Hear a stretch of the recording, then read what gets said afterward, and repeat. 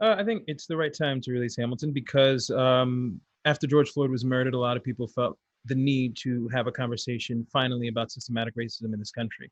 And I think in order for that to happen, it requires people to be relentless with their voice, to constantly speak out every chance they get, and to demand to see an America that they believe is just and true.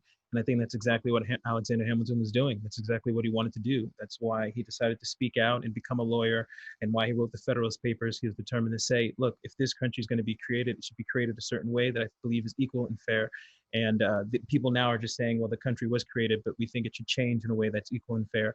And I think if you take the time, you'll see the parallels between the movement that's happening and the movement that happened then.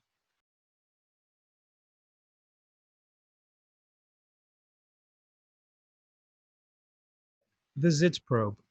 For all who don't know, a Zitz probe in theater is when the cast sits down and for the first time sings with the entire orchestra. So normally when we rehearse, we have a piano, and then before we go stage, the cast for the first time, the orchestra, everyone meets and everyone just sits down and sing. There's no blocking and anything. And it just hit me when you asked that. It was just beautiful to hear it all together, meaning the orchestration is such a character in onto itself.